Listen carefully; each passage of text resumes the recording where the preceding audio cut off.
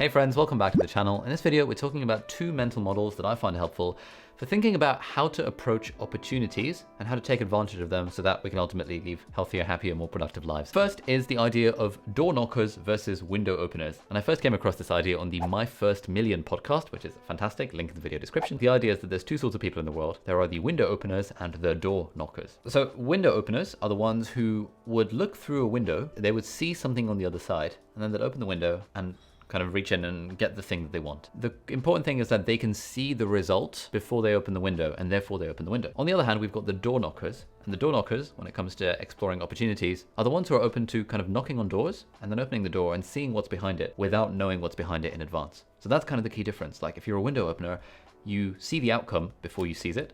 If you're a door knocker, you're all right with opening the door even though you don't know what the outcome is. And this is sort of like the two different sorts of ways that we approach opportunities. Increasingly, in the world that we live in today, there are far more opportunities for success, however we want to define that, to the people who door knock rather than the people who window open. For something stupid like this, like, starting a YouTube channel, that's very much a door knocking kind of thing. Like you really cannot see where it's going to lead you, but you just have to kind of go for it. There's all sorts of kind of random luck events that can happen to us where we don't know what's on the other side. But if we approach it from I'm a door knocker mentality rather than I'm a window opener mentality, then life gets better.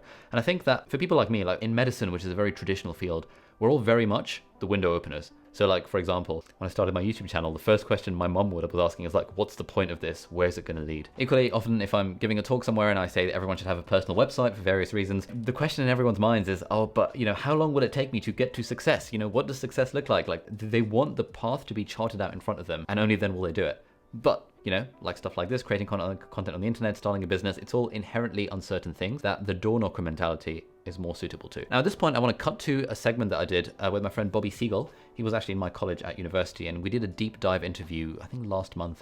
Bobby became famous because he was on a TV show in the UK called University Challenge. And in that year, his team did really well for my college, Emmanuel College, Walton Bobby. The team did really well, but he came out as like the team captain who was very charismatic and very cool. And there was another guy on the show as well who was also became famous. And together these guys, Monkman and Siegel, they then started appearing in all these TV shows and started getting book deals and stuff.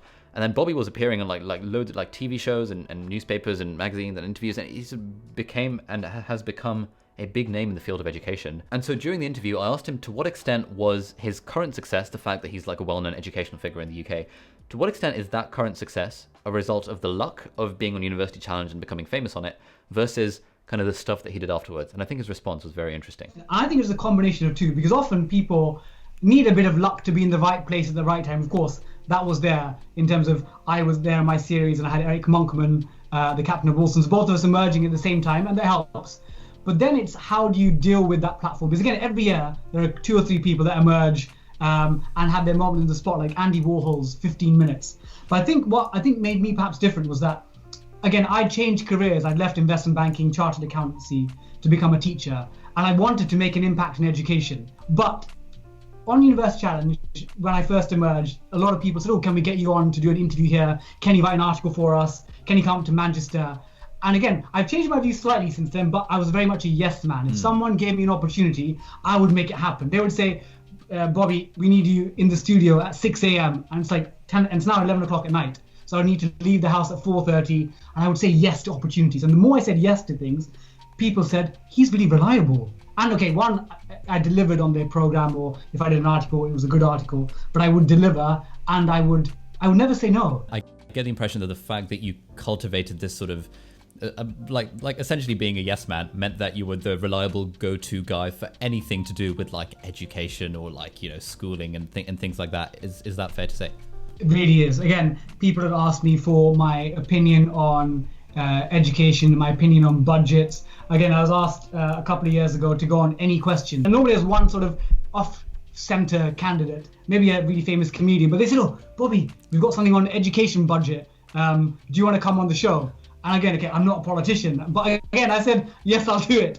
And obviously I was very nervous, but then since then I've been asked to do more education things. So again, I think it is the saying yes to things and delivering, and then people then will come back for further education things. So again, I now do work, I'm an ambassador for the Premier League. And so we can clearly see here that Bobby is being a door knocker. He's saying yes to all these random opportunities that are coming up without worrying, oh, is this really going to be good for my career? You just kind of say yes, and eventually good things will happen. And here's another really interesting example. It's being prepared to go with the knocks and the punches, and if an opportunity presents itself, don't always sniff it down. For example, I've got a bottle here which is Love Island. If anyone knows, I'm not advocating watching Love Island as a teacher, but it is a show that gets like 3.5-4 million viewers. But anyway, when I became known as a public geek, as it were, which I'm very proud of, I'm happy to defend geeks. I was invited to take part in a parody show called Geek Island, and it's like a tongue-in-cheek show where you've got people that are meant to be hot, whatever, but are smart.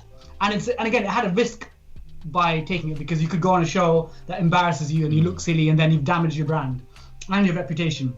But again, I took the gamble, I went on it, and then since then I've been seen as someone that can advocate geekery. People that are geeks and nerds, I'm happy to stand up and represent them. So again, that was the risk that I took, and I got offered it, and I took it, and it could have backfired. It could have been a disaster. It could have been like a Love Island show where I got to wear, a top full of shit program, but it wasn't. It was all managed well. And then since then, I become again someone that in the public eye, if they need someone to represent geeks in a positive light, you can, to show that there's nothing wrong with being a geek that loves studying full time, but I like trying to show the jovial side of being a geek. So again, perfect example. He could have said no to that opportunity. He could have worried about the reputational damage that it might cause, but he said yes, and good things happened as a result of it. And so the first mental model that I said we were going to talk about was door knockers versus window openers.